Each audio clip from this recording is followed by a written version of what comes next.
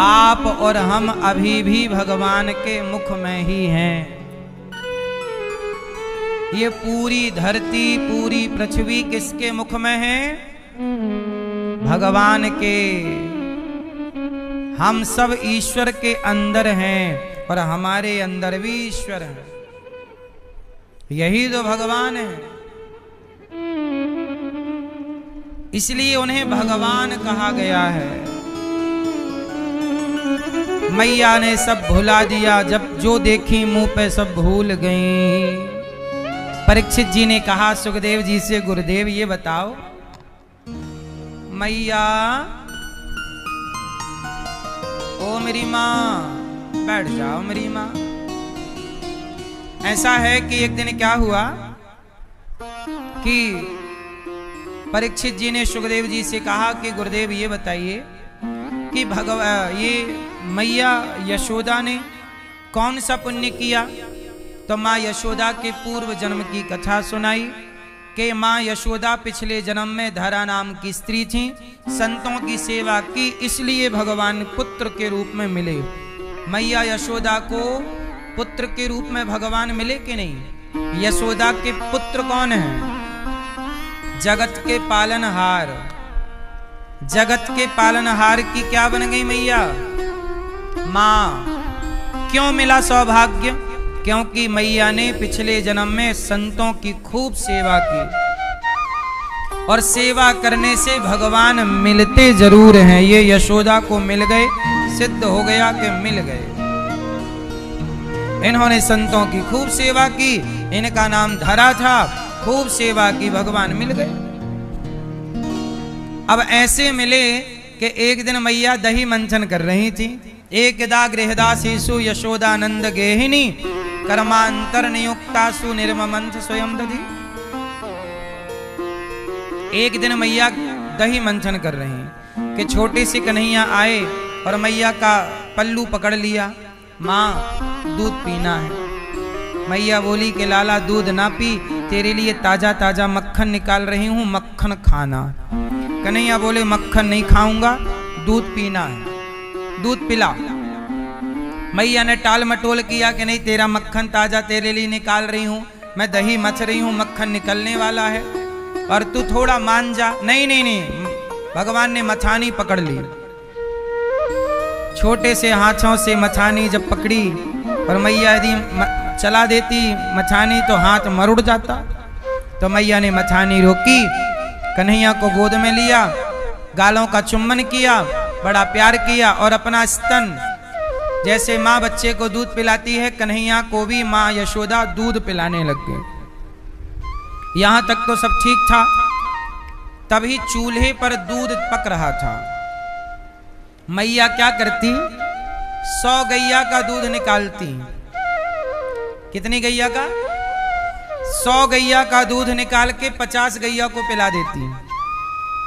फिर 50 गैया का दूध निकालती तो 50 गैया का दूध निकाल के 25 गैया को पिला देती, और 25 गैया का दूध निकाल के मैया 10 गैया को पिलाती, और 10 गैया का दूध निकाल करके मैया 5 गाय को पिलाती, और 5 गाय का दूध निकाल के मैया 3 गाय को पिलाती, और 3 गाय का दूध निकाल कर मैया 1 गाय को पिलाती, और उस गाय का दूध निकाल कर फिर कन्हैया को पिलाती।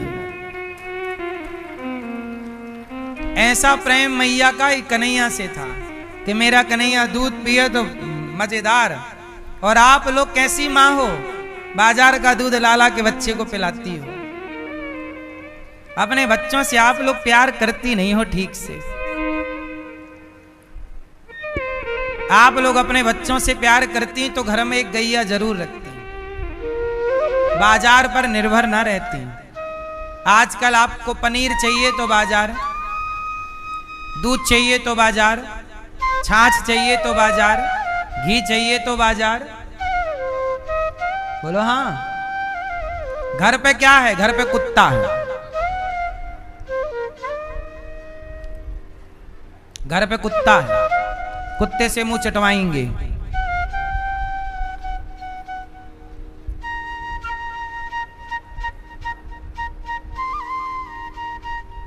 ए मैया का मोबाइल पे सर्च करने लग गई हैं।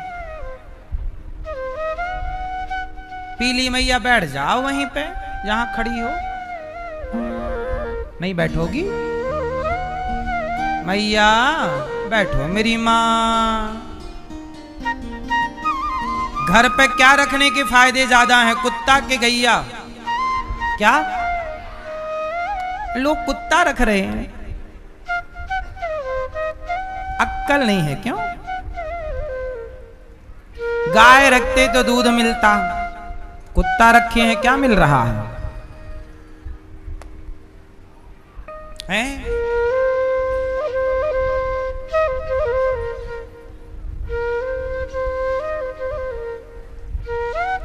इसलिए घर में मैया यशोदा गैया जिस गाय का दूध पिलाती ना, उस गाय का नाम था गंगी।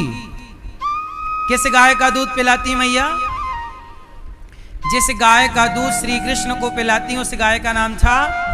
और कई बार तो भगवान गंगी के पास जाते, उसके थन को अपने मुंह पे रखते और डायरेक्ट थन से दूध पीते कन्हैया। गाय को भी मां की तरह दूध पीते भगवान, गाय की सेवा करते कन्हैया, खुद गाय की सेवा करते।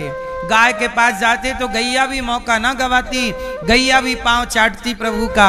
आज भगवान का स्पर्श करने का अवसर मिल रहा है गाय को। हमारे प्रभु कितने सुलभ हैं, इंसानों की तो छोड़ दो, गैया भी भगवान को चाट रही है। और जब कदम की डाल पर बैठकर प्रभु बांसुरी बजाते ना, तो जंगल की सारी चिड़ियां प्रभु के आसपास आती और चहचहाती। और कन्हैया के पास कोई गोदी में, कोई ऊपर बैठी है, कोई कंधे पे बैठी चिड़िया। पशु पक्षी भी प्रेम समझते हैं, गाय भी प्रेम समझती है। हमारी एक गाय है श्यामा, मैं जाता हूं तो वो मुझे चाटने लग जाती है, प्यार करने लग जाती है। और मेरे अतिरिक्त तो कोई और जाए तो वो दौड़ जाती है उसके लिए। मुझे पहचानती है क्योंकि मैं उसके हाथ फेरता हूं, पांव दबाता हूं, उसकी सेवा करता हूं। तो मुझे तो मेरे हिसाब से व्यवहार करती है। देखो एक ही गाय है और वो मुझे एक गाय का उदाहरण दे रहा हूं, ऐसी बहुत सारी गाय हैं। एक गाय ऐसी है जो कि मुझे तो प्यार करती है, पर मेरी जगह कोई और आसपास दिख जाए तो दौड़ जाती है उसको ऐसे सिर करके। मतलब गाय भी समझती है ना कि ये प्यार करता है तो इसे चाटना है, इसे भी प्यार करना है। और वो समझती है कि ये तो प्यार करता नहीं, आता है बस खड़ा रहता, तो दूसरे को वो झमियाती है, सींगों से मारती है। तो गाय प्रेम चाहती है, पशु पक्षी भी प्रेम के भूखे हैं।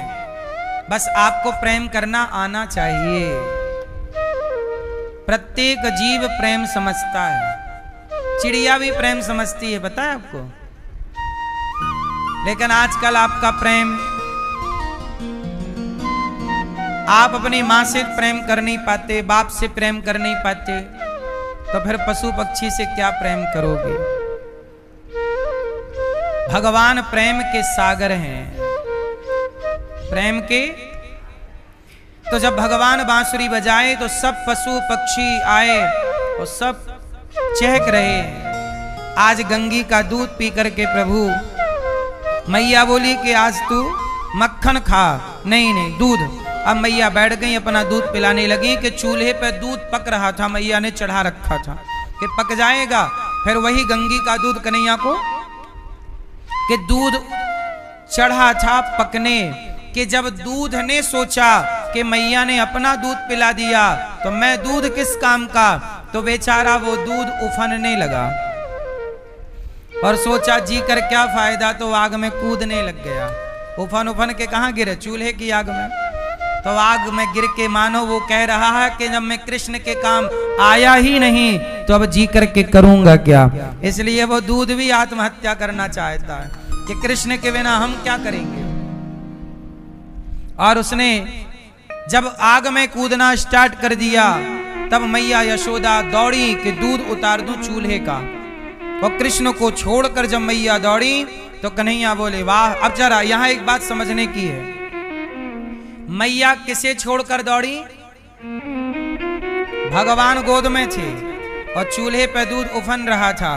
तो मैया ने क्या किया, कन्हैया को नीचे उतारा और किसकी ओर चली, दूध की ओर चली, दूध उतारने की ओर। और जब दूध की ओर चली तब भगवान बोले, मैया अब मैं तेरी पकड़ में नहीं आऊंगा।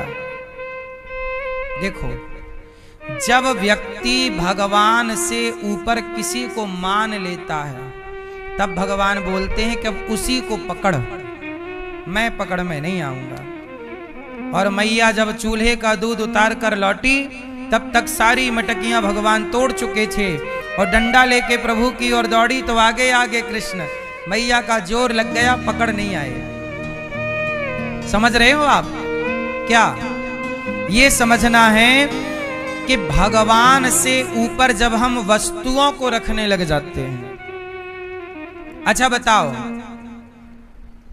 भगवान, व्यापार, परिवार और भगवान, इन तीनों में किसका पलड़ा भारी है?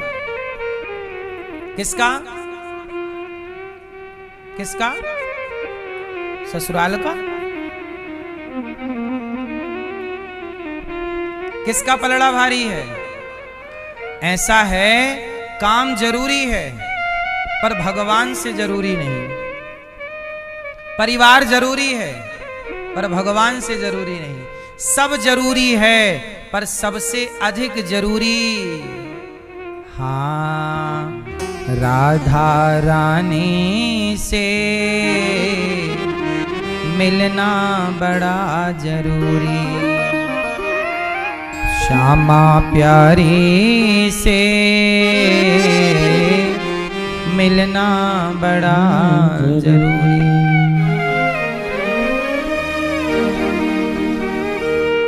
राधा रानी से बड़ा जरूरी है। तो जैसे परिवार जरूरी, अब हम लोग क्या करते हैं कि परिवार को जरूरी समझते हैं, व्यापार को जरूरी समझते हैं, पर भगवान को जरूरी। इसलिए कहता हूं, जब भोजन बनाया करो तो पहला भोग भगवान को, फिर कोई और खाइए। पहले ये पहला भोग भगवान को क्यों? ताकि हम ये भगवान से कहें, प्रभु हमारे लिए सबसे पहले आप हैं। हमारे लिए सबसे पहले कौन है? आप। इसलिए भगवान पहले नंबर पर, भगवान को पहले नंबर पे रखिए, है ना? मैया, ओ लाल मैया, जा रही हो?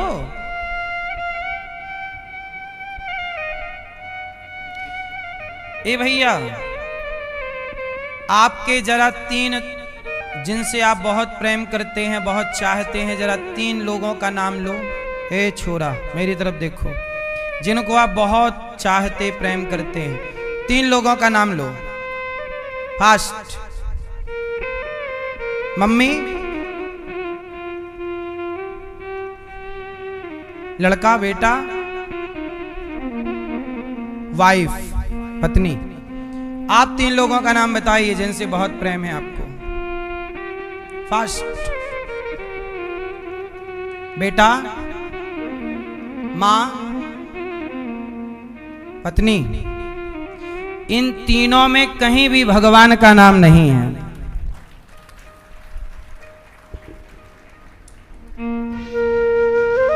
यही सवाल आप किसी से भी पूछिएगा। समस्या आप लोगों की जानते हो क्या है? पहले नंबर पे आप भगवान को नहीं रखते।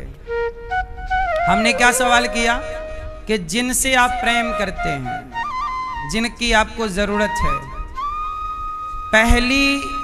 पहले नंबर पे किसको होना चाहिए? हम पहला प्यार किससे करते हैं? भगवान से। चाहते किससे हैं? भगवान। पहले नंबर पे अर्जुन ने अपने रथ पर पहले किसे बिठाया? पहले किसे बिठाया? पहले नंबर पे कृष्ण, फिर चढ़े स्वयं। हाँ, आप लोग भी ये गलती करते हैं। एक तरफ तो आप कहते हैं हम भगवान से बहुत प्रेम करते हैं, पहले नंबर पे, और पूछा तो 3 नंबर के बाद भी भगवान नहीं है।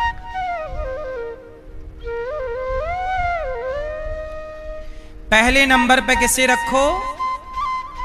जोर से, भगवान को। आपकी पत्नी, आपका बेटा, आपकी माँ, आपका पिता तो है ही, इनसे भी आगे भगवान को रखिए। आपको ये मानव का शरीर आपके पिता ने नहीं दिया, आपकी माँ ने नहीं दिया। आपकी माँ का बड़ा उपकार है आप पर। आपकी माँ के पेट में आप 9 महीने थे, लेकिन एक बात आप भूलिए मत कि पिता के द्वारा माँ के गर्भ में पानी की बूंदें जाती हैं और पानी की बूंद से आपका निर्माण होता है माँ के पेट में, गर्भाशय में। बोलो हाँ। उस पानी की बूंद से क्या बनता है? आपकी आंख, आपके हाथ, आपका मुंह, आपका शरीर। बताओ, कोई है बनाने वाला कि बिना बनाए बन गए? क्यों?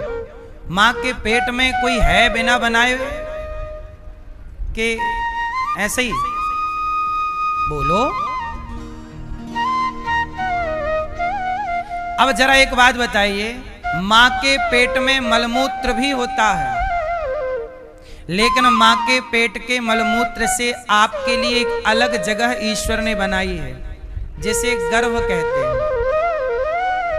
अब बताओ कौन है ये सब बनाने वाला कि इस हिस्से पर मलमूत्र रहेगा, इस हिस्से पर बच्चा बनेगा। और बच्चा बनेगा कौन बनाएगा? पानी की बूंद से तुम बना के दिखा दो। आज लोग कहते हैं ना साइंस, तो साइंस बनाए। साइंस इतनी तरक्की कर गई, पर आज भी खून साइंस ब्लड नहीं बना पाई। एक का निकाल के दूसरे पे डाला जाता है। ब्लड बना पाई साइंस? आंख बना पाई? सच्ची नहीं। फिर आधुनिकता आप बना रहे हैं, अच्छा है, साइंस को नमस्कार है, परंतु जो ईश्वर बना सकते हैं वो तुम्हारे बस का नहीं है। बना सकती विज्ञान तो बना ले, ब्लड बना ले। इसका अर्थ है कोई है जो आपको बना रहा है, और ऐसे बना रहा है कि फिर आपको वैसा कोई नहीं बना सकता। तो बताओ, आप पर सबसे ज्यादा उपकार किसका है?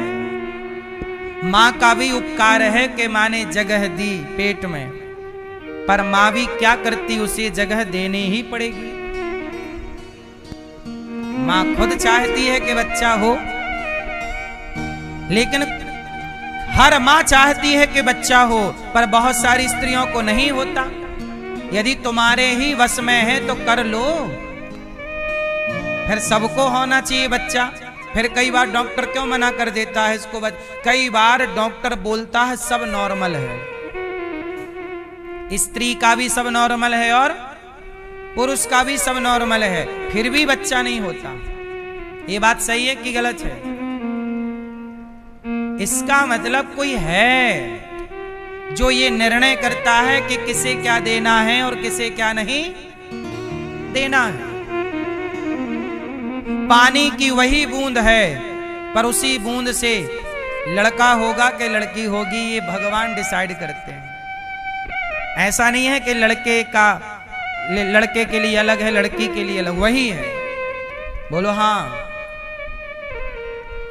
इसका अर्थ ये है कोई है, और लड़के के फंक्शन अलग बन रहे हैं, लड़की के अलग बन रहे हैं। कोई है जो ये निर्णय ले रहा पेट में बैठकर किसे बनाना क्या है, वो क्या डिजाइन करता है। इतनी सी जगह में बैठ के आपकी रचना की, इसलिए कम से कम जिसने आपको आंखें दी, चलने को पांव दिए, कम से कम पहले नंबर पे उसे ही रख लेते कि प्रभु पहला नाम भगवान का। क्यों भैया? पहले नंबर पे कौन? हाँ, अब आई ना अक्कल की दाढ़, अब निकली है।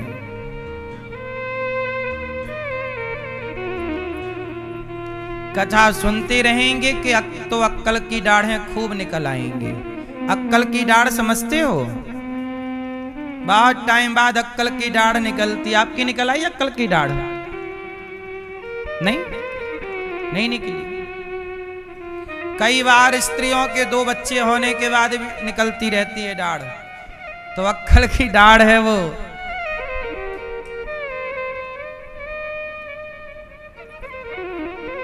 हाँ बता दो कब इनकी निकली कि नहीं, पूछो। हो गया इनका कन्फर्म, तेरी निकल आई, हमारी तो निकल आई थी पहले ही। निकल आई आपकी, इनकी आपकी नहीं निकली। फिर कितने बच्चे हो गए? 3। ले 3 में भी नहीं निकली। फिर अक्कल की दाढ़ ऐसी थोड़ी निकल आती है।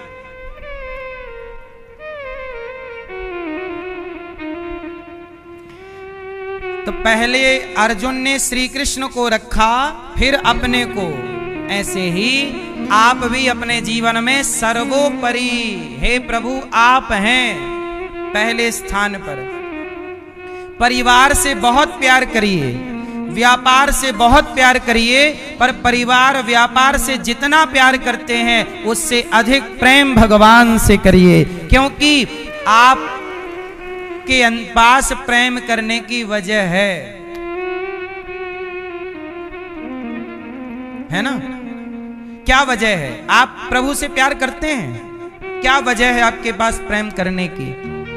मैं इनसे प्रेम क्यों करूं, वजह बताइए। ए मैया बताएंगी, हमारी गुलाबी मैया, बताओ ईश्वर से हम प्रेम करें, वजह बताइए क्यों करें? आप बताओ क्या वजह है प्रेम करने की? मैया बताएंगी। आप भगवान से प्रेम करती हो, क्यों करती हो, वजह बताइए।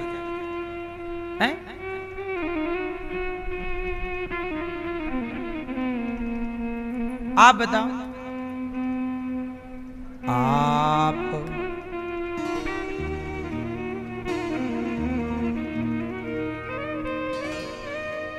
सीरियस हो कि नहीं? कोई एग्जाम थोड़ी चल रहा है कि नंबर कट जाएंगे। पीली मैया, ओ पीली मैया, आप बताओ भगवान से प्रेम करती हो, क्या वजह है, क्यों करती हो? अब सुनो, एक लड़की थी, एक लड़की थी, उसके होने वाला दुल्हा आया, और दुल्हा आया और उसे एक सुंदर सी अंगूठी पहना करके चला गया। बहुत सुंदर अंगूठी थी, उसके होने वाले दुल्हा ने उसे पहनाई, और अब वो अपने गांव की सब सहेलियों के पास गई और सब सहेलियों को बता रही है, देखो देखो मेरे होने वाले दुल्हे ने आकर के मुझे ये सुंदर सी अंगूठी पहनाई, कैसी लगी? सबने कहा कि बहुत सुंदर, बहुत सुंदर लगी, बहुत सुंदर लगी। तब वहां से एक संत जी गुजरे, सबको दिखा रही है, देखो अंगूठी मेरे यार ने, मेरे होने वाले पति ने दी, देखो देखो देखो। संत जी वहां से निकले और संत जी मुस्कुराए, तो वो लड़की समझदार तो थी, संत जी के पास गई, महाराज आप मुझे देख के हंसे क्यों, मुस्कुराए क्यों, कोई बात तो होगी, बताइए। तब संत जी ने कहा कि अंगूठी दीन्ही यार ने, अंगूठी दीन्ही तेरे यार ने, उसको करती याद, और उंगली दीन्ही राम ने, उसको दिया विसार। अंगूठी देने वाला प्रेमी तो याद रहा, पर उंगली देने वाले भगवान को तूने भुला दिया, इसलिए मुझे हंसी आ गई। हार देने वाला तो याद रहा, पर गला देने वाले को आप भुला चुके। पायल देने वाला तो याद रहा, पांव देने वाले को भुला दिया। ये बड़ी विडंबना है। झुमका देने वाला याद है कि इन्होंने झुमका दिया, पर कान देने वाले को भुला दिया। इसलिए मेरी माँ, जब वस्तु देने वाले को आप याद रखते हैं तो जीवन देने वाले को याद रखो। हमारे पास भगवान को याद करने की वजह यही है कि आज जो कुछ है उन्होंने ही दिया, उनका ऋण सिर काट करके भी किसी से चुकेगा नहीं। इसलिए हमारे पास प्रभु को याद करने की ये क्या है, वजह है। इसलिए आप भगवान को याद किया करिए। मैया यशोदा भगवान श्री कृष्ण को पकड़ना, अब देखो दूध उतारने मैया गई, कन्हैया ने सारी मटकी तोड़ दी। मैया अब लाठी लेके दौड़ी कि कन्हैया तूने सारी मटकी तोड़ दी, आज मैं तो को बांध के रहूंगी। आगे आगे भगवान, पीछे पीछे मैया। कन्हैया डर रहे, मैया मैया मत पकड़ियो, मैया मत बांधियो। अब सोचिए जगत के पालनहार हैं, जगत के कौन हैं, पालनहार, और किससे डर रहे हैं, यमराज की तरफ देख लेना भगवान तो यमराज जी भी थर थर थर थर कांप जाते हैं। जिनकी दृष्टि से यमराज कांप जाएं, आज वो यमराज को डराने वाले प्रभु भी मैया से कांप रहे, मैया मत बांधियो, मैया मत पकड़ियो। ये क्या है, ये भगवान का भक्तों के प्रति प्रेम है। और मैया ने कृपा भगवान ने की, पकड़ में आए और पकड़ लिया तो मैया ने उखल से बांध दिया। यदि भगवान कभी बंधेंगे तो केवल भक्तों से प्रेम के बल पर बंधेंगे, वो तैयार हैं बंधने को। आपको बांधना तो आए, आप पहले नंबर पे तो रखो भगवान को।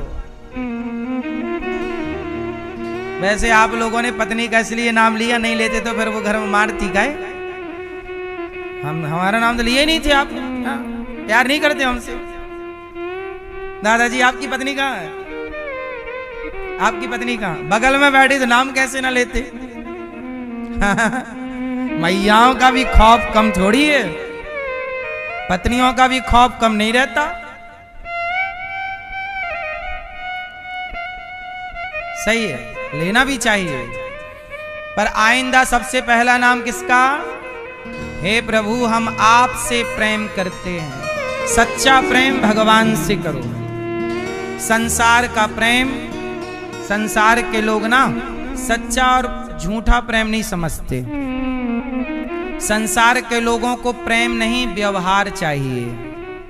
क्या चाहिए, अच्छा व्यवहार करते रहो पत्नी पति के साथ, माता पिता के साथ, ये लोग इसमें खुश हैं। सच्चा अच्छा समर्पण वाला प्रेम ईश्वर से करिए, क्योंकि एक ही मन है, यहां वहां ना लगाओ भगवान में। अब मैया ने भगवान को पकड़ लिया और बांधना चाहा। मैया कस के बांध रही है रस्सी से। काय से बांध रही, उखल, उखल समझते हैं, उखल, हाँ उखल का ओखली, उखल से बांध रही है मैया। परंतु रस्सी जब लाती मैया बांधने ना तो 2 अंगुल रस्सी कम पड़ जाती है। कितने अंगुल रस्सी कम, ये 2 अंगुल क्या है, अहंकार, अहमता और ममता। जब तक आपका अहंकार नहीं नष्ट होगा, अहमता क्या नहीं नष्ट होगा, भगवान कब बंधते हैं, जब अहंकार मिटता है। क्या मिटता है, क्या मिटता है, अहंकार, अहमता और ममता। अहंकार मिटाइए। देखो मेरे अंदर यदि अहंकार होगा तो भगवान मेरे से दूर हो जाएंगे, क्योंकि भगवान को अहंकार, जहां प्रकाश है वहां अंधकार नहीं हो सकता। जहां प्रभु हैं वहां अहंकार नहीं, जहां अहंकार होगा वहां भगवान नहीं होंगे। इसलिए अहंकार को दूर कर दीजिए। अहंकार क्या है, आप कौन हैं, हैं? कितने बच्चे हैं आपके, 3। आपके कितने बच्चे हैं, 2। मैया आपके बच्चे कितने, 4। आपके कितने बच्चे हैं, 2। आपके, अच्छा आप 2 ही, 2 बच्चे। चश्मा वाले दादाजी आप 2, पीले भैया आपके 2 बच्चे, किसी के 4 बच्चे, किसी के 6। तो ये बच्चे जो हैं ये आपके ही हैं?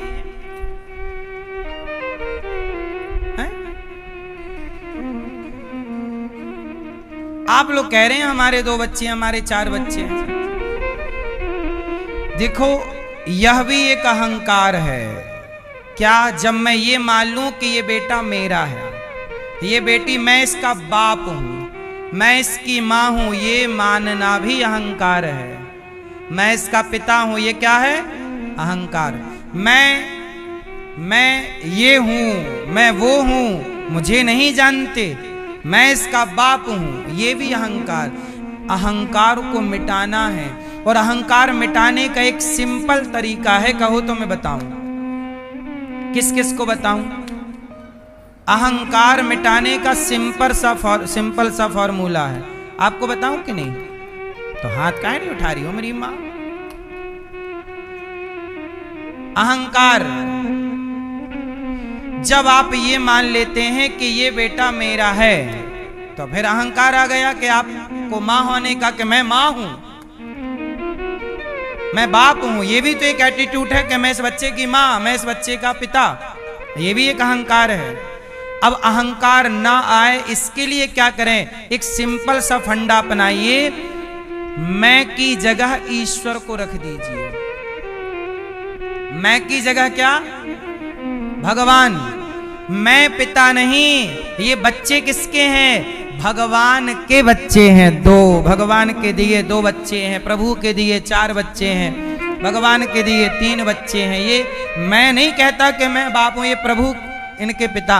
अच्छा सच बताओ, त्वमेव माता, जोर से गाओ, त्वमेव, त्वमेव, जोर से, मेरी मां, त्वमेव माता चा पिता।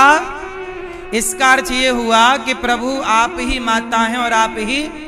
अब ये बताओ, आपने कहा मैं मां, मैं बाप, आपने ये बोला ना कि मेरे 2 बच्चे हैं। तो जब आपने ये बोल दिया कि मेरे 2 बच्चे हैं, तो फिर ये बताओ, त्वमेव माता च पिता, त्वमेव का सिद्धांत कहां लगेगा? भाई बाप तो एक ही हो सकता है।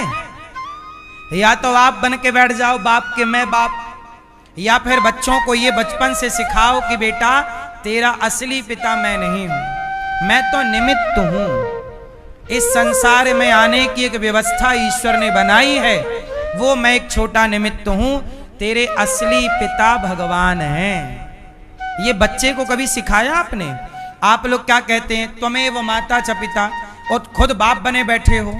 जब तुम ही बाप हो तो त्वमेव माता च पिता का सिद्धांत तुम पे लागू कैसे होगा?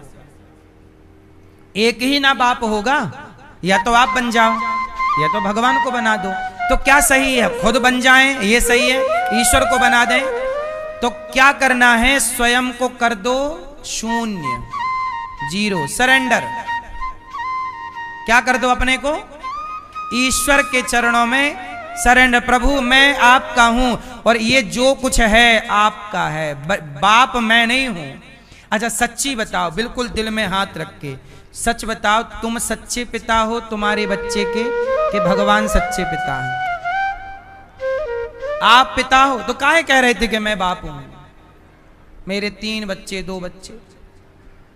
दिन भर आप झूठ बोलते हैं, ये बेटा मेरा, ये बेटी मेरी। ये भी सत्य है कि असत्य है? ये बेटा मेरा है, ये बात सही है कि गलत है? अब आप कहो महाराज जी व्यवहार में तो ऐसे ही बोलना पड़ेगा बेटा मेरा। नहीं, व्यवहार में भी भगवान को लाओ। कुछ दिन पहले एक मैया ने मेरे से पूछा कि आप के कितने बच्चे हैं, तो दास ने यही बोला कि भगवान के दिए 2 बच्चे हैं। मैंने डायरेक्ट, ये मैं बचता हूं बोलने से, ये निकलने में संकोच लगता, मैं कैसे कहूं कि मेरे बच्चे हैं। आप लोग धड़ल्ले से कहते हो मेरा बेटा, मुझे शर्म आती है ये कहने में, लाज आती है। बच्चे भगवान के हैं, मैं क्यों कह दूं कि मेरे हैं? मैंने क्या योगदान दिया? उसकी आंख भी मैंने नहीं बनाई। एक रोम आपके बेटे का, एक भी बाल आपने बनाया हो तो बताओ। ए भैया, एक रोमा बनाया हो, एक उंगली का नाखून बनाया हो तो बताओ। बनाया? तुमने कुछ भी तो नहीं बनाया। वो दावा ठोकने लग गए मैं बाप। काय के बाप हो तुम? मत कहो कि मैं पिता हूं, ये कहो प्रभु आप पिता हैं, आप ही माता। ये मैया तुम ना कहो मेरा छोरा है, प्रभु आपका है, ये तो बेटी आपकी, इसलिए कहता हूं बेटा बेटी। परी बोलो व्यापार, बोलो व्यापार, जोर से। परिवार, हे प्रभु सब आपका, ये दासी ये दास भी आपका, ये सब कुछ आपका है। तो अब एक पिता रह गए। अब मैं पिता के स्थान से रिजाइन करता हूं, मैं पिता नहीं, मैं प्रभु का एक छोटा सा सेवक हूं। और ईश्वर की संतान को ईश्वर ने मुझे सौंपा के जैन अनिरुद्धाचार्य, ये 2 बच्चे मैं तुझे दे रहा हूं, चल इनका लालन पालन कर, सेवा कर, संस्कार दे और मुझे सौंप। ये मैंने केवल दावा ठोका कि मेरा है। भगवान ने आपको 2 बच्चे दिए हैं इसलिए कि आपको जिम्मेदारी 2 बच्चों की दी, इनको 3 बच्चों की दी, इनको 4 बच्चों की दी, आपको 1 बच्चे की दी। सबको ईश्वर ने जिम्मेदारियां दे रखी हैं और आप लोगों ने उस जिम्मेदारी पे क्या किया? दावा ठोक दिया मैं। ये अहंकार है। ये क्या है? नाथ सकल संपदा तुम्हारी, बोलो नाथ सकल संपदा तुम्हारी, मैं सेवक समेत सुत नारी। हे प्रभु सब कुछ आपका है, मेरा मुझ में कुछ नहीं, जो कुछ है तेरा, तेरा तुझको अर्पण क्या लागे। तो आज से आप पिता नहीं हैं, आज से आप माता नहीं हैं, आपके और आपके बच्चों के असली माता पिता मात पिता तुम मेरे, शरण गहूं किसकी तुम बिन और न दूजा। ये आप लोग गाते हो और फिर मानते भी नहीं हो कि भगवान हमारे पिता हैं। इसलिए भगवान से ऐसे ही प्यार करो जैसे एक पुत्र अपने पिता से प्यार करता है, ऐसे भगवान से प्यार करो, संबंध जोड़कर प्यार करो। त्वमेव माता, ये मेरे पिता हैं। भगवान, मैं नहीं जानता भगवान को, मैं ये जानता हूं कि ये जो प्रभु हैं जिन्हें आप भगवान कहते हो, मैं उन्हें अपना पिता कहता हूं। जिन्हें आप लक्ष्मी जी कहते हो, जिन्हें आप जगदम्बा कहते हो, जिन्हें आप सीता राधा दुर्गा कहते हो, उन्हें हम अपनी मां कहते हैं। वो केवल कहते नहीं है, उस रिश्ते को मानते हैं कि ये हमारी मां है। आप लोग कहते रह जाते हैं। इस अहंकार को मिटा दीजिए कि मैं हूं, मैं भी कुछ नहीं हूं, मैं माटी का पुतला हूं बस। मैं कौन हूं?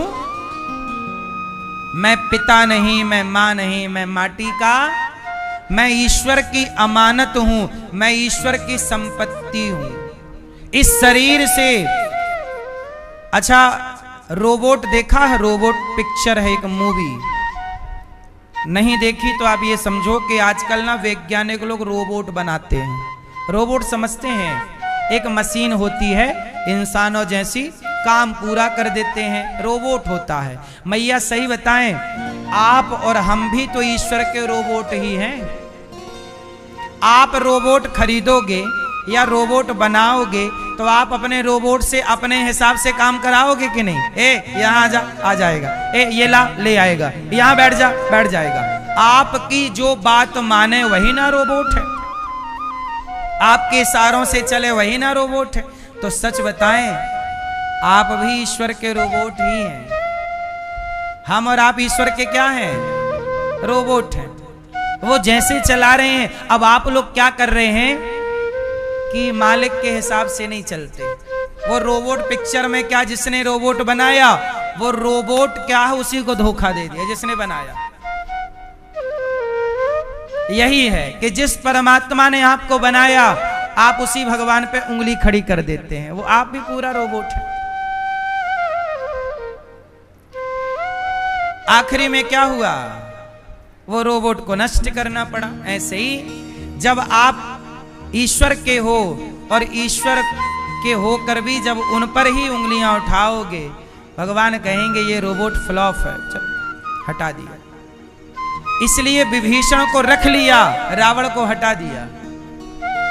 विभीषण को रख लिया और रावण को, हाँ, सुग्रीव को रख लिया, बाली को हटा दिया। बोलो हाँ। जो सही है उसे स्वीकार करते हैं प्रभु, और जो सही नहीं है उसे हटा देते हैं। तो ईश्वर की लिस्ट में आप हटने वालों में से ना हो जाइए कि ये प्रोडक्ट हटाने वाला है, नहीं, स्वीकार करें। इसलिए तो कहता हूं, हे नाथ हमें स्वीकार कीजिए। बोलो हे नाथ हमें स्वीकार कीजिए। तो मैं अहंकार शून्य हो जाऊं, पहला। दूसरा, मोह, मेरा, मैं और मेरा, ये मेरा। अच्छा बताओ, इस सृष्टि में क्या आपका है? एक चीज आपकी बताओ कि क्या आपकी है? भैया आपका क्या है? इस जहां में, इस संसार में एक चीज आपकी जो है, नाम बताओ उसका। मैया। इस संसार में आपका क्या?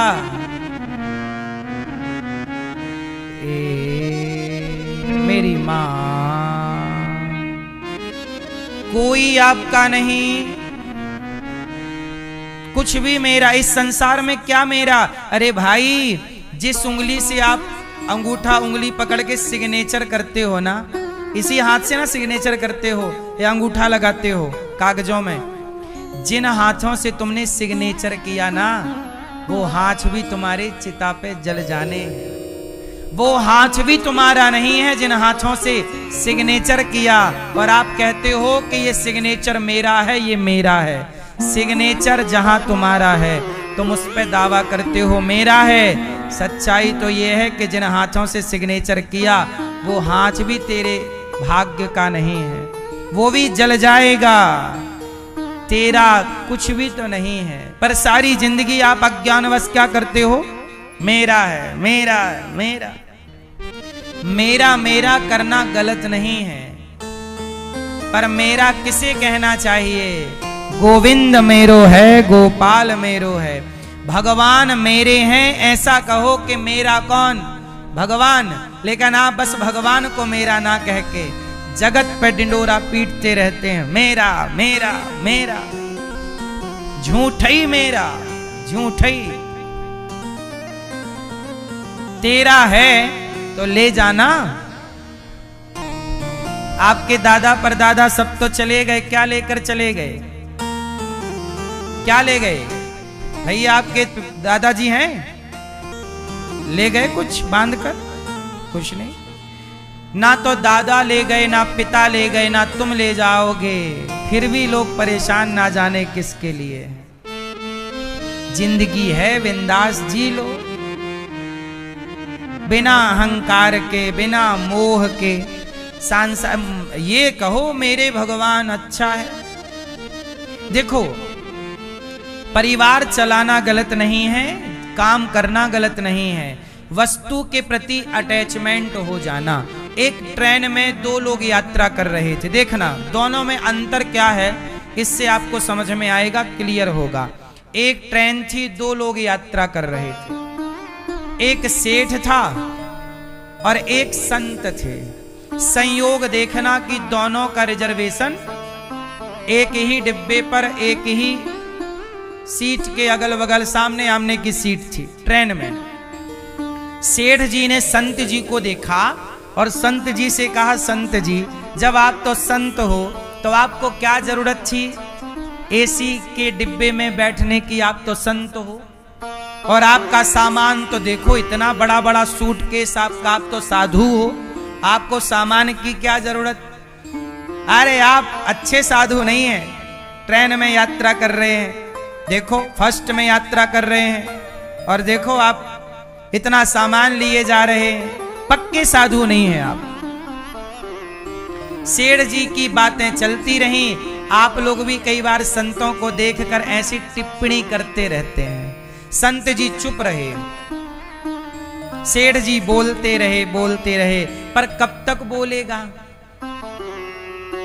चुप। और जब चुप हुए तो संत जी ने प्यार से बात की, सेठ जी आप कहाँ जा रहे हैं? अरे हम दिल्ली जा रहे हैं, वहां पे हमारा बेटा रहता है। हाँ।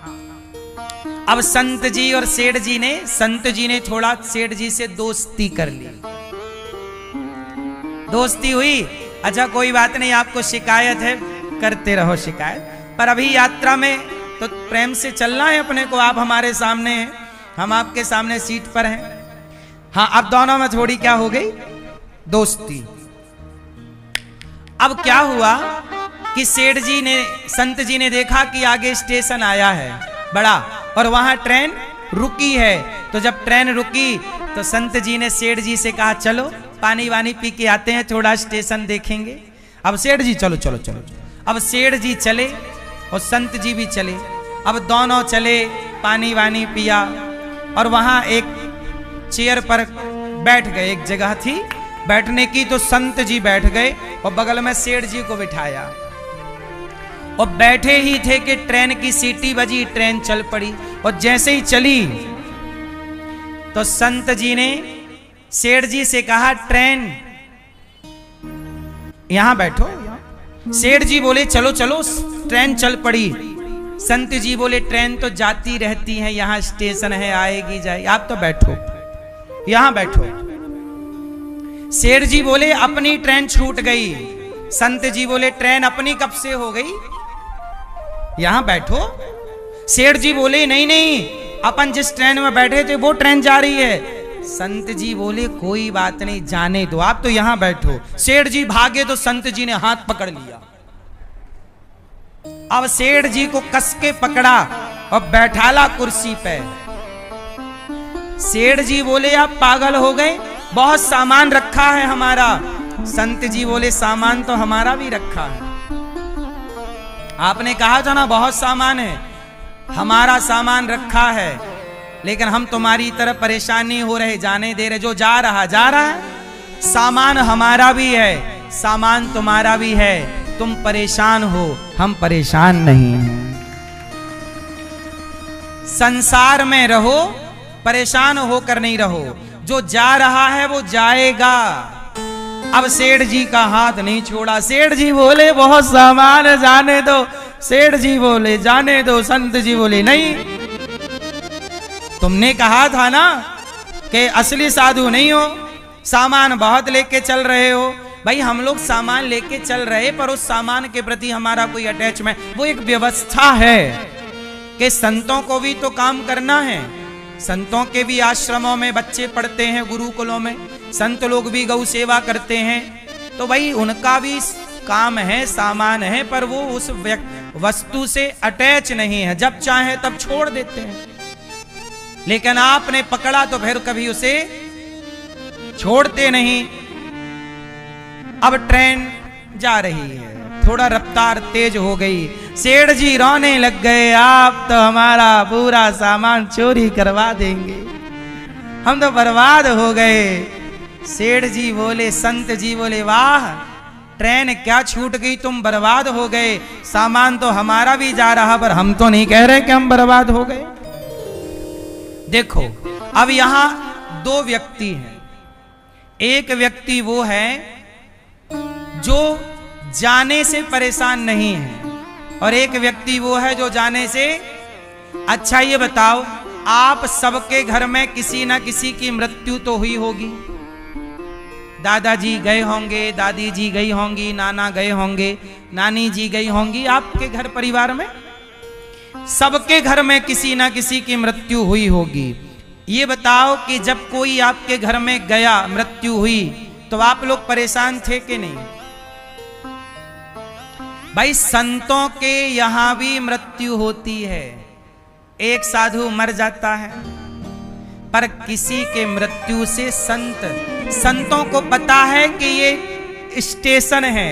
अच्छा रेलवे स्टेशन पे आप बैठोगे तो रेलवे स्टेशन में क्या दिखेगी, बार बार रेल दिखेगी, आएगी जाए। ऐसे ही ये जिंदगी स्टेशन है, यहां कोई आ रहा है, कोई जा रहा है, यही दिखता है। आए दिन आप अखबार पढ़ो, टीवी देखो, अपने गली मोहल्ले में अड़ोस पड़ोस में छानबीन करो, कोई आ रहा है, कोई मृत्यु हो गई, कोई जन्म ले लिया, कोई मृत्यु हो गई, कोई जन्म, यही क्रम चल रहा। फर्क कितना है कि किसी के आने से और किसी के जाने से कोई परेशान है तो किसी आने जाने से कोई प्रभावित नहीं है। आप बताओ जिंदगी जीने का आनंद क्या है? किसी के मरने से प्रभावित होना चाहिए। ट्रेन छूट गई तो संत परेशान नहीं है, जबकि वो सेठ परेशान है। जो अज्ञानी है वो संसार से अटैच होकर परेशान होता है, और जो ज्ञानी है वो जगत में रहकर भी किसी से अटैच नहीं होता। इसलिए उसे किसी व्यक्ति और वस्तु का कोई प्रभाव रखना ये है कि जीवन में उस सेठ की तरह रहना है या संत की तरह रहना है। ये निर्णय आपका। सामान दोनों का गया, पर एक परेशान है और एक, तो आपके जीवन में भी किसी ना किसी की मृत्यु होगी, किसी का जन्म होगा, आपकी भी मृत्यु होगी और आपका भी पुनर्अगला जन्म होगा, मुक्ति नहीं पाई तो आप भी परेशान हो या ना हो, इसके जिम्मेदार आप होंगे।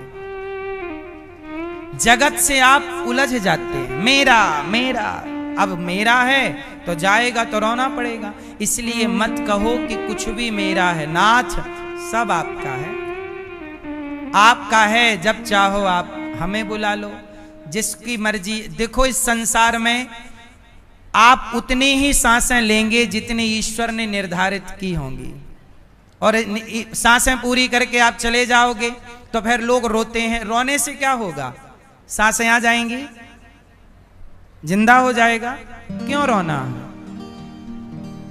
इसलिए ये धरती में आने जाने का क्रम करोड़ों साल से चल रहा है। करोड़ों साल पहले भी किसी का जन्म हुआ था, मृत्यु हुई, आज भी जन्म हुआ, मृत्यु होगी। हम भी जन्म लिए, मर जाएंगे, हमारे पिता भी जन्म लिए, चले जाएंगे, दादा भी आए चले गए, परदादा आए। यही क्रम करोड़ों साल से चलता आया है और यही क्रम करोड़ों साल तक चलता। इसलिए किस किस के मरने पे आप रोएंगे, किस किस से अटैचमेंट बढ़ाएंगे, ये तो ईश्वर की खेती है। इसलिए इस ज्ञान को नष्ट मत होने दीजिए कि संसार में हम और आप सब यात्री हैं, और जिसका स्टेशन जहां आएगा उस यात्री को उसके अपने स्टेशन में। किसी का आज स्टेशन आ गया तो आज चल पड़ा। हमारा अनिरुद्धाचार्य का स्टेशन जब आएगा, इस दास का, हम भी उतर जाएंगे। आपका आएगा, आप उतर जाना। इसलिए रोना किसके लिए है? रोना इस बात के लिए है कि प्रभु आपने मानव जीवन दिया, पर मैंने उपकार नहीं किया, पुण्य नहीं किया, आपका भजन नहीं किया। इस बात का रोना रोइए कि प्रभु मैंने अपने जीवन को सार्थक नहीं किया, संसार में उलझा कर ही मैंने जीवन को व्यतीत कर दिया। इस बात का रोना है। और किस बात का रोना है बताइए? आप लोग बेवजह का रोना रोते हैं, आपके रोने का कोई मतलब नहीं है। जैसे छोटा बच्चा ना लॉलीपॉप के लिए रोता है, और ऐसे रोता है मानो उसका सब कुछ लुट गया हो। ऐसे सिसक सिसक के रोएगा, बड़े बड़े आंसू बहाएगा। काहे के लिए रो रहा? लॉलीपॉप के लिए। जैसे छोटे से बच्चे का रोना काहे के लिए? लॉलीपॉप के लिए रोना। आप उसके रोने पे आप दुखी होते हो कि उसकी अज्ञानता पे हंसते हो? देखो काहे के लिए रो। ऐसे ही जब आप संसार के लिए रोते हो, भगवान भी सोचते हैं काहे के लिए रो रहा है, काहे के लिए रो रहा है। आप लोग रोती हो, महाराज जी बेटा सुनता नहीं है, बेटी सुनती नहीं है। अरे अब ये उम्र ये बोलने की नहीं है। अब तो प्रेम से बेटा बेटी बड़े हो गए हैं, सौंप दो। अब चिंतन आप ईश्वर का करो। श्रीमन नारायण, श्रीमन नारायण। संबंध ईश्वर से जोड़ करके रखिएगा। ये संसार सदा से ऐसा ही रहा है। आया है सो जाएगा, राजा रंक फकीर। एक सिंहासन चढ़ चला, एक बंधा जंजीर। मैया जगत से उलझना अच्छा नहीं, लिपट जाओ भगवान के चरणों से। मैया इसलिए दास अनिरुद्ध क्या करता है, आपसे बार बार कहता है कि सुनो, संसार में रहो पर ध्यान भगवान का धरो, पैसा कमाओ केवल परिवार का पेट ना भरो, किसी की सेवा करो, दीन दुखी की सेवा, यही पुण्य हम सब साथ ले चलेंगे। इसलिए आप लोग जब दास अनिरुद्ध मेरे कहने से यदि आपने एक रोटी का भी दान किया तो आप समझिए कि उस पुण्य से आपको क्या मिलेगा, शायद ये अभी आपको पता नहीं। इसलिए ये दास अनिरुद्ध ने, देखो ये दास, मैं आप लोगों से बहुत छोटा हूं, आप जितने लोग बैठे हैं आप बहुत लोगों की उम्र से आधा हूं, बहुत छोटी मेरी 35 साल की उम्र है, आप लोग बहुत बड़ी बड़ी उम्र वाले लोग यहाँ बैठे हैं, किसी की आपकी उम्र 50 साल होगी, किसी की 70 भी होगी, आप में से किसी की उम्र 80 भी हो सकती है, तो आपसे मैं कितना छोटा हूं, आपको ये बातें मुझे समझाना चाहिए। मैं तो आपके बच्चे की तरह हूं, आपके पुत्र की तरह, भाई की तरह, सेवक की तरह, मैं आपको क्या समझाऊं, आप तो बड़े हैं, समझदार हैं, आप कितना अच्छा समझ सकते हैं, बताओ मैं इस जीवन से क्या पाऊं, क्या करूं, मुझे ईश्वर ने हाथ दी। आज मैं सोच रहा था, हमारी एक मैया ना बिस्तर पर है, जब मैं मैया से आज मिलने गया तो वो कुछ बोलना चाहती हैं पर ना बोल नहीं पाती, बुढ़ापे के मृत्यु की सैया है, बोलना चाहती हैं पर हाथ उठाती हैं पर हाथ भी नहीं उठ पाता पूरा। आज उन्हें देख करके मुझे लगा कि देखो, ऐसे ही हम सबको भी एक दिन मृत्यु की सैया पर लेटना है। आज वो माँ लेटी हैं, कल हम सबको भी लेटना है, क्योंकि रास्ता तो यही है ना सबके लिए, दूसरा रास्ता तो है नहीं। तो ये माँ ये बिस्तर पर लेटी हैं, अंतिम सांसें चल रही हैं। ये मैया 7 साल से यहाँ हैं गौरी गोपाल में। दास अनिरुद्ध माँ की खूब सेवा अभी भी कर रहा। एक बेटी है, लेने आने को देखने को तैयार नहीं है माँ को। जब मैंने आज माँ को देखा, मुझे लगा कि आज जब मैंने माँ का हाथ पकड़ा तो मुझे लगा कि देखो, ये हाथ आज हमारे और आपके बिल्कुल सही हैं। इन हाथों से हम रोटी दे सकते हैं, इन हाथों से हम किसी के आंसू पहुंच सकते हैं। एक समय ऐसा आएगा, अनिरुद्धाचार्य आज आपसे बोल रहा है, एक टाइम बाद हम भी तो नहीं बोल पाएंगे ना मेरी माँ। बुढ़ापा तो सबको आना है, गला सबका अवरुद्ध होगा, लाठी सबके हाथ में आनी है यदि तुम जीते रहे तो। यहां से ही गुजरना है, यही चौराहा है, इससे कोई बच नहीं पाएगा। बड़े बुजुर्गों का मजाक ना उड़ाया करो, हम भी इसी चौराहे से गुजरेंगे, गली एक ही है। हमें उन माँ को देखकर लगा कि देखो, जीवन हमारी ये माँ ने तो खूब पुण्य किया है, खूब धाम का वास, खूब भजन किया है। हम ये बात आप लोगों के लिए कह रहे हैं कि आपके हाथ जब तक हैं, इसलिए अनिरुद्धाचार्य अभी से सेवा करता है। माँ के चरण दबाना, इन हाथों से रोटी देना, भोजन कराना। ये हाथ देख लीजिए मेरे ध्यान से, एक टाइम बाद ये हाथ उठने को तैयार नहीं होगा। अभी उठ रहा है तो सेवा कर लो। इसलिए जब मैं मरूं तब मृत्यु की सैया में मुझे पछतावा ना हो कि जब चल रहा था शरीर तब मैंने ये क्यों नहीं किया। अच्छे काम कर लो ताकि मृत्यु की सैया में पछतावा ना रहे किसी को कि मैंने ये काम क्यों नहीं किया। इसलिए हाथ चल रहा है, कमाओ, कमा कर किसी भूखे की भूख मिटाओ, कमाओ, किसी बच्चे को आप पढ़ा सकते हैं, पढ़ा देना। इसलिए ये दास गौरी गोपाल गुरुकुल है, 175 बच्चे पढ़ते हैं यहाँ पर, सारे बच्चे प्रेम से पढ़ते हैं। उनका भोजन मुझे कमाना रहता है उन बच्चों के लिए। और सोचिए, मैं रोज इन बच्चों के साथ ही बैठता हूँ और मैं भी इन बच्चों के संग, ये बच्चे जो खा रहे हैं ना, यही मैं भी खाता हूँ, इन बच्चों के संग बैठकर खाता हूँ। ये दाल चावल सब्जी रोटी जो भी यहाँ बनता है हम बच्चों के साथ ही बैठकर खाते हैं गौरी गोपाल गुरुकुल में, वही खाते हैं जो बच्चे खाते हैं। तो आप लोग जब बच्चों का भोजन कराएंगे तो आप भी बच्चों का जब भोजन कराएंगे तो बच्चे भी खाएंगे और ये दास